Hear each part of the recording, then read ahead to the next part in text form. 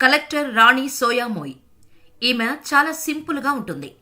ఈమె చేతికి ఒక గడియారం మాత్రమే ఉంటుంది. తన ఒంటిపై ఎలాంటి నగలు ధరించదు. ఈమె ఒకసారి ఒక కళాశాల సందర్శన నిమిత్తం వెళ్ళింది. ఈమె కాసేపు అక్కడ ఉన్న విద్యార్థులతో మాట్లాడుతున్న సమయంలో అక్కడ ఒక సన్నని అమ్మాయి నుంచి కలెక్టర్కు ఒక ప్రశ్న ఎదురైంది. ఆ ప్రశ్నకు కలెక్టర్ ముఖం ఒక్కసారిగా పాలిపోయింది.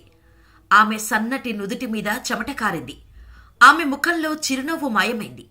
ప్రేక్షకులు ఒక్కసారిగా సైలెంట్ అయిపోయారు. టేబుల్ మీద ఉన్న వాటర్ బాటిల్ తెరిచి కొంచెం నీళ్లు తాగింది. తర్వాత విద్యార్థిని కూర్చోమని నెమ్మదిగా సైగ చేసింది. ఇంతకీ ఆ విద్యార్థిని అడిగిన క్వశ్చన్ ఏంటో తెలుసా? మేడం, మీరు ఎందుకు మేకప్ వేసుకోరు అని.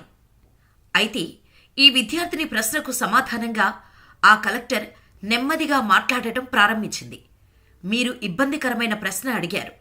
ఇది ఎప్పటికీ ఒక్క మాటలో సమాధానం చెప్పలేని విషయం.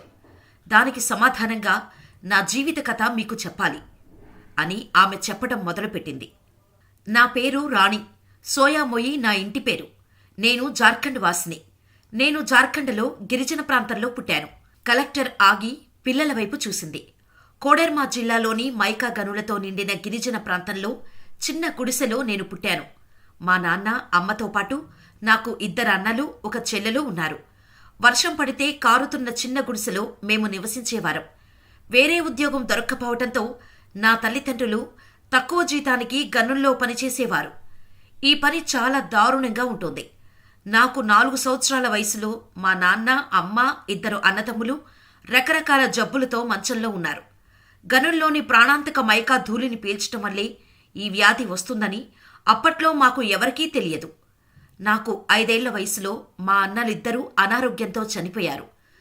చిన్న నిట్టూర్పుతో కలెక్టర్ మాట్లాడటం ఆపి రుమాలతో ఆమె కళ్ళు తుడుచుకున్నారు. చాలా రోజులు మా ఆహారంలో నీరు, 1 లేదా 2 రోటీలు ఉంటాయి. నా సోదరులిద్దరూ తీవ్రమైన అనారోగ్యం, ఆకలితో ఈ లోకాన్ని విడిచిపెట్టారు. కరెంటు, పాఠశాల, ఆసుపత్రి, మరుగుదొడ్డి లేని గ్రామాన్ని మీరు ఊహించగలరా? ఒక్కరోజు ఆకలితో ఎండిపోయిన నా చర్మం, ఎముకలాంటి నా చేతిని పట్టుకున్న నాన్నతో కలిసి టిన్ షీట్లతో కప్పబడిన ఒక పెద్ద గని వద్దకు పనికోసం వెళ్లాను. కాలక్రమేణా ఖ్యాతి గడించిన మైకా గని. అది ఒక పురాతన గని. తవ్వి తవ్వి పాతాళం వరకు విస్తరించింది. దిగువన ఉన్న చిన్న చిన్న గుహల గుండా వెళ్లి మైకా ఖనిజాలను సేకరించటం నా పని. 10 ఏళ్లలోపు పిల్లలకు మాత్రమే సాధ్యమయ్యేది. నా జీవితంలో మొదటిసారి కడుపు నిండా రోటీలు తిన్నాను. కానీ ఆ రోజు నేను వాంతి చేసుకున్నాను. నేను ఫస్ట్ క్లాస్లో ఉండాల్సిన సమయంలో నేను విషపూరిత దుమ్ము పీల్చుకునే చీకటి గదులలో మైకాను సేకరిస్తున్నాను. అప్పుడప్పుడు కొండచర్యలు విరిగిపడటంతో దురదృష్టవంతులైన పిల్లలు చనిపోవటం, అప్పుడప్పుడు కొందరు ప్రాణాంతక వ్యాధులతో చనిపోవటం అక్కడ సర్వసాధారణం. రోజుకు 8 గంటలు పనిచేస్తే ఒకసారి భోజనానికి సరిపడా సంపాదించవచ్చు.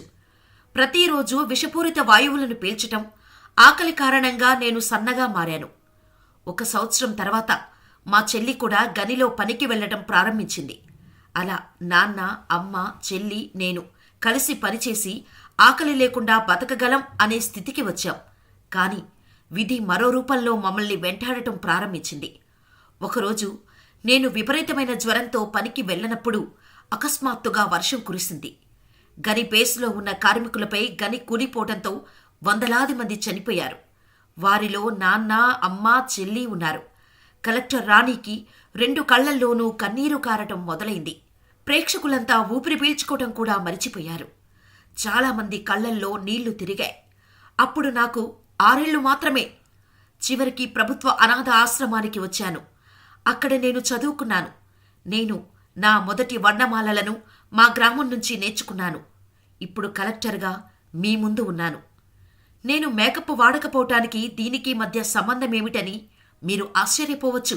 ఆమె ప్రేక్షకులను చూస్తూ చెప్పడం కొనసాగించింది.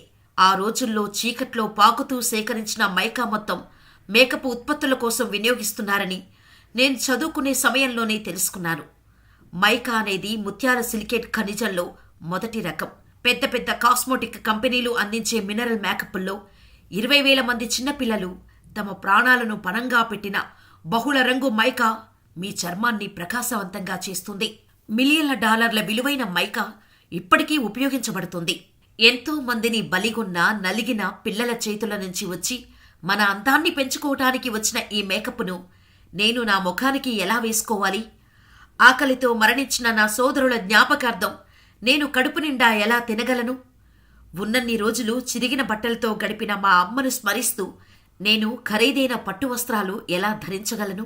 రాణి పెదవులపై చిరునవ్వుతో కళ్లల్లోని కన్నీళ్లు తుడుచుకోకుండా తల నిమురుతూ వెళ్లిపోతుంటే ప్రేక్షకులంతా తెలియకుండానే లేచి నిలబడ్డారు. అందుకే ఈ కలెక్టర్ స్టోరీ అందరికీ కన్నీరు పెట్టిస్తోంది. ఈ కలెక్టర్కు మనం నిజంగా హ్యాట్స్ ఆఫ్ చెప్పాల్సిందే. అయితే ఇది ఓ ప్రాచుర్యం పొందిన వెబ్సైట్లో పోస్ట్ చేసిన న్యూస్ ఆర్టికల్, కానీ ఇది నిజం కాదంటున్నారు. అవును, నిజానికి ఈ కథంతా నిజంగా కల్పించిన కథే. దానికి సంబంధించిన పూర్తి సమాచారం ఇప్పుడు చూద్దాం. అయితే జార్ఖండ్లోని మైకా గనుల్లో ఇన్ని దారుణాలు జరుగుతున్నాయా అని ఆశ్చర్యపోయారు చాలామంది. కానీ ఇందులో ఎంత నిజం ఉందో ఎక్కువ మంది ఆలోచించలేదు.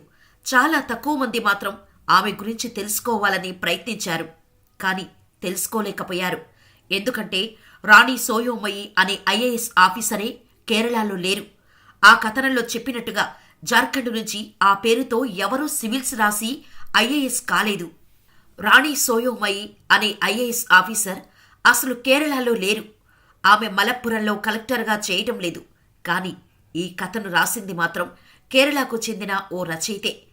ఇప్పటి వరకు మీరు విన్న స్టోరీ పూర్తిగా తాను రాసిన పుస్తకంలోనిదని, తన కథలోని హీరోయిన్ పేరు కూడా రాణి సోయోమయి అని, తన పుస్తకంలోని కథను వేరొక మహిళకు ఆపాదిస్తూ నిజమైన కథలా షేర్ చేస్తున్నారని స్పష్టం చేశాడు. అలాగే తన పుస్తకంలోని ఈ కథను ఉన్న పేజీ ఫోటోని షేర్ కూడా చేశాడు. ఓ కలెక్టర్ ఇంత స్ఫూర్తిదాయకమైన కథను కలిగి ఉన్నారంటే ప్రజలు సాధారణంగా అట్రాక్ట్ అవుతారు. అందుకే వైరల్ అయిపోయింది. కానీ అసలు నిజం మాత్రం అదో కథ అని బయటపడింది. ఈ కథను నిజంగానే జరిగినట్టుగా చాలా మీడియాలో ఫ్యాక్ట్ చెక్ చేసుకోకుండా ప్రచారం చేసేశాయి. నిజం చెప్పులేసుకునేలోపు అబద్ధం ప్రపంచం మొత్తం తిరిగి వస్తుందనే సామెత మాత్రమే కాదు, ఈ మేకప్ వేసుకొని కలెక్టర్ కథ విషయంలో నిజమే అయింది. ఫేక్ స్టోరీ ప్రపంచమంతా తిరిగేసింది. యూట్యూబ్లో, ఫేస్బుక్ లాంటి ప్లాట్ఫామ్స్లో మిలియన్లు వ్యూస్ను కూడా క్రాస్ చేసింది. అయినా కానీ ఇది ఫేక్ అని ఎవరూ చెప్పలేదు. బయటకు వచ్చినా ఎవరూ పట్టించుకోలేదు. ఎందుకంటే అబద్ధమైతేనేమి, ఉత్తి కల్పిత కథ అయితేనేమి, ఆ కథలో స్ఫూర్తి ఉంది. ఎవరికీ నష్టం చేయదు. నిజానికి ఈ కథలో నిజంగానే జీవం ఉంది. కష్టం, నష్టం, కన్నీళ్లు, శ్రమ, విజయం ఇలా అన్నీ ఉన్నాయి. నిజమే అనుకునేలా రాయడంలో రైటర్ కూడా సక్సెస్ అయ్యాడు.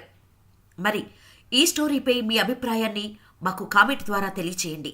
మా ఇన్ఫర్మేషన్ మీకు నచ్చితే ఇలాంటి మరిన్ని ఇన్ఫర్మేటివ్ వీడియోస్ కోసం మన ఛానల్ని వెంటనే సబ్స్క్రైబ్ చేసుకొని పక్కనే ఉన్న బెల్ ఐకాన్ కొట్టేయండి.